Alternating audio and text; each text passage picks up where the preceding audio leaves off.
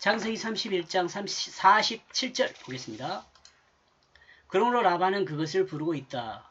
여갈사하두다. 그리고 야곱은 그것을 부르고 있다. 길르앗.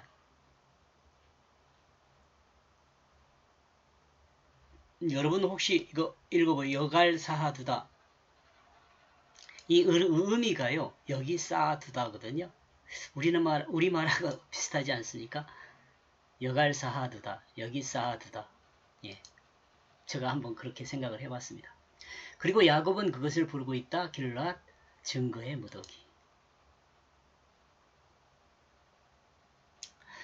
그런데 라반이 그 돌들을 부르는 이름과 야곱이 돌 무더기를 부르는 이름이 다릅니다. 그 이름이 다르다는 것은 돌 무더기에 대한 의미를 서로 다르게 생각하고 있다는 것을 드러낸다고 봅니다. 의미를 다르게 생각하고 있는 거죠. 야곱은 길르앗이라고 하고 길르엣이라고 하고 증거의 무더기라고, 그냥 라반은 여기 쌓아두었다 이렇게 이야기하는 거죠. 그러니까 이렇게 부르는 것은 서로 의미를 각각 부여하고 있는 것이 아닌가 이렇게 생각을 합니다. 물론 이제 여기 이 의미를 부여하는 것에 대해서 설명을 하겠죠. 라반은 야곱을 향하여 언약을 세우자고 했습니다. 창세기 31장 44절에요. 라반의 말에 대응하는 것으로 야곱은 돌 무더기를 쌓았습니다. 46절이기나 되겠죠.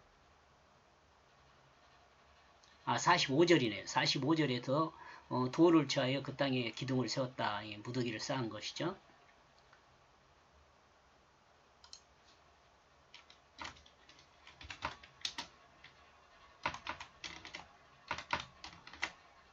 (45절에요) 그러므로 라반이나 야곱이나 이 돌무더기의 의미는 언약의 증거가 되어야 합니다. 그러나 라반은 그냥 쌓아둔 돌무더기라고 부르고 있고, 라반에게 이 돌무더기는 부르고 있습니다. 그러므로 라반에게 이 돌무더기는 자신의 무지함을 자신의 형제들이 인정했다는 것을 증거하는 그 돌무더기로 주장하고 있는 것으로 생각해 볼 수 있습니다. 형제들이 라반은 죄가 없다, 야곱에게 잘못한 것이 없다, 이렇게 인정한 것이다, 이렇게 의미를 부여한다는 거죠. 그러나 야곱은 라반이 생각하는 그 무지함에 대해서 긍정하지 않고 있음을 드러낸다고 생각해 볼 수 있어요. 이 내심이 그렇다는 거죠. 내심이. 이건 제 생각입니다.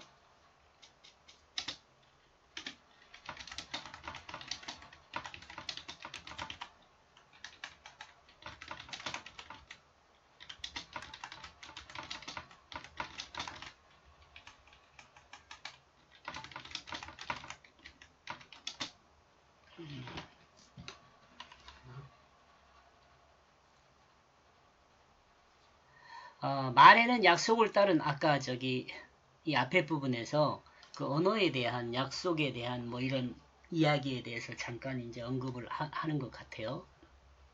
말에는 약속을 따른 또는 법칙을 따른 소리와 문자가 있습니다. 그리고 이 소리와 문자에는 말하는 자가 그 약속된 그 법칙을 따라 의미를 담아야 합니다. 이 문자와 소리에는 그 약속이 있죠. 법칙이 있고, 그 약속과 법칙을 따라서 이 의미를 담아야죠. 만약 소리와 문자가 규정된 법칙을 따르지 않는다면 이는 말하는 자의 뜻을 전달할 수가 없습니다. 그러므로 말하는 자가 자신이 전달하고자 하는 의미를 전달하지 못하게 되죠. 문자도 마찬가지고요. 그러므로 말이라는 것에는 소리와 문자가 그 말의 의미를 표현하는 법칙과 질서의 약속을 따라야 합니다. 이 법칙과 질서와 약속이 그 말의 의미를 전달하게 되죠. 근데 말과 의미를 전달하는데 오리 없이 전달하게 정확히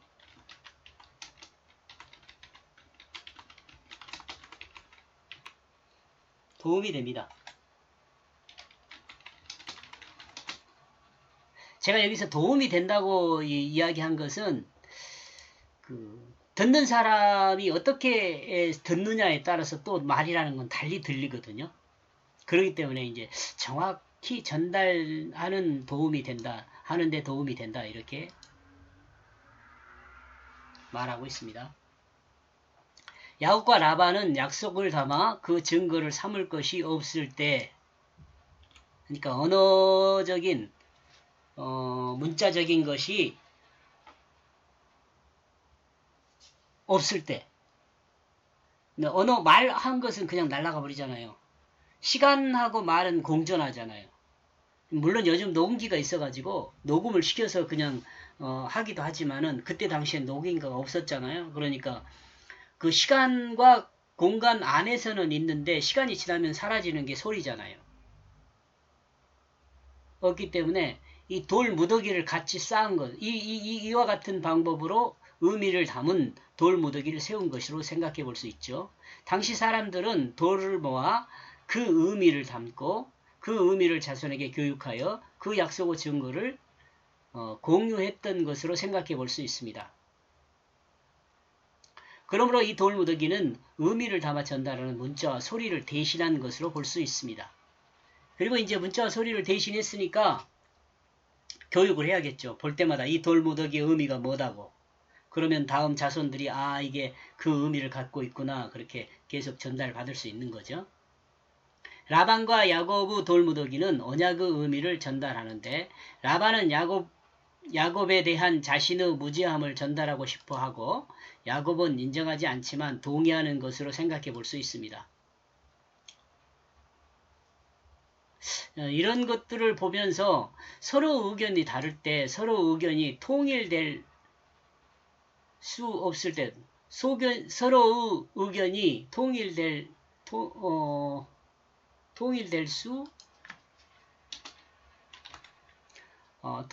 수 없을 때도 이와 같이 언약을 세울 수 있음을 우리는 확인할 수 있다고 봅니다.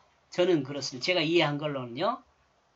라반이나 야곱이 서로 의견이 달라도 서로 절충을 해서 있던 어떤 합의의 약속을 할 수 있다, 이렇게 볼 수 있는 거죠. 왜 제가 이렇게 생각하냐면 그 라반은 좀 강한 힘을 갖고 있잖아요. 야곱은 강한 힘은 없어요. 그런데 대신 하나님이 함께하고 있어요. 근데 이 힘의 균형에서 인간적인 면에서는 라반이 우위를 점하고 있죠. 근데 하나님 앞에서는 야곱이 우위를 점해요. 야곱이 우위를 점한다는 것은 라반도 인정을 하는 부분이에요. 이런 상황에서 이제 서로 협의가 이루어지고, 또 지금 라반이 쫓아온 상태이잖아요. 야곱은 도망가온 상태였었고, 근데 지금 야곱의 입장에서는 라반과 힘을 겨루어서는, 육체적 어떤 물리적 힘을 겨루어서는 이길 수가 없어요. 그러니까 지금 한없이 야곱은 불만이 많죠. 억울하죠. 왜냐하면 라반이 야곱을 억울하게 했으니까. 그러나 그 억울한 점은 말을 했잖아요. 말을 했어요. 그렇지만 또 라반의 입장에서는 또 자신이 억울하다고 이야기를 하고, 이 두 억울한 사람들이 협상을 해서 이제 이 언약에 이른 것으로 생각해 볼 수 있어요. 그런 면에서 서로 다른 서로의 의견이 다를 때, 서로 의견이 통일될 수 없을 때도 이와 같이 언약을 세울 수 있음을 우리는 확인할 수 있습니다. 이 서로가 동일한 의견으로 통일되지는 않았지만 이렇게 약속을 세울 수가 있는 거죠. 이와 같은 일은 국제사회에서도 흔히 볼 수 있는 일입니다. 여러분, 국제사회에서도 흔히 조약이라는 것을 통해서 하잖아요. 물론 이제 강한 힘이 있는 자가 언약의 주도권을 가지고 되죠. 그러므로 힘이 약한 자는 최소한을 감수할 수 있는 범위에서 협상을 정리해야 합니다. 1차적으로 우리가 협상을 할 때 약한 자가 1차적으로 생각해야 할 것은 인명피해를 없도록 하는 거죠. 1차적으로 생각하는 인명피해가 없는 쪽에서 정리하고, 다음은 다음은 재산 피해는 약간은 감수하더라도 최소화하는 쪽으로 피해를 줄여야 한다는 생각입니다. 아주 이제 기본적인 생각이죠. 제 생각. 왜냐하면 야곱과 라반의 상태에서 한번 생각해 본 것이니까요. 강자이든 약자이든 협상이 온전한 것은 강자이든 약자이든 서로 진실을 요구 조건을 진실한 요구 서로가 가지고 있는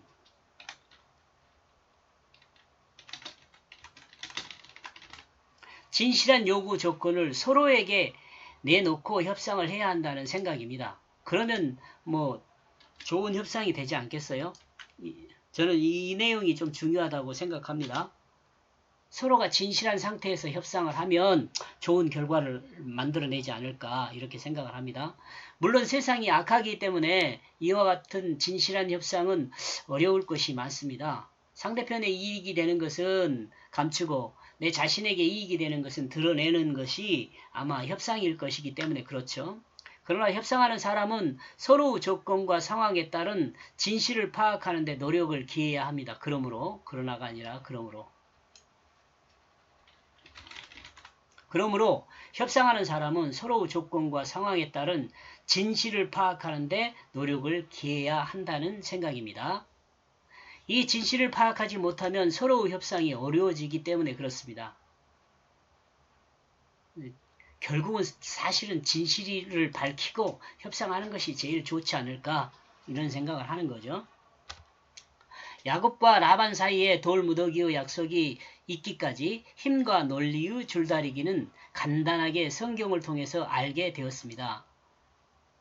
이 줄다리기를 간단하게 알게 되었죠. 라반이 주도권을 잡았다가 또 야곱이 주도권을 잡았다가 결국은 둘이 협상을 하게 되죠. 언약을 맺게 되죠. 그러나 이 일이 하루 정도 시간이 걸렸습니다. 이렇게 볼 때 간단한 인사 정도 협상이 아니었던 것은 우리는 알 수 있습니다. 막 집을 수색하고 막 그런 일들이 있었잖아요. 없게 되자 야곱이 어떻게 이렇게 할 수 있냐라고 따지기도 하고 그랬었죠.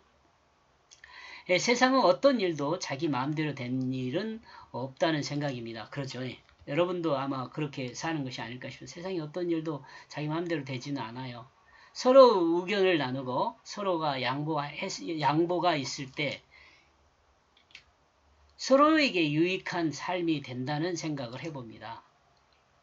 서로가 양보해야 돼요. 사실은 손해본 것 같지만 결과적으로는 손해가 아니게 되거든요.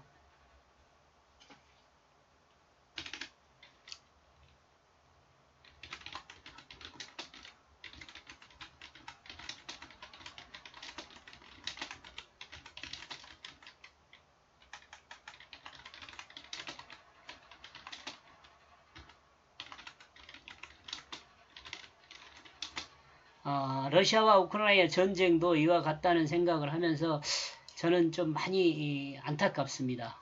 지금도 그 파괴하고 그것이 어떻게 그런 것이 정당화될 수 있는지 얼마나 그 사람들이 미개한지 저는 막 그런 생각이 들어요.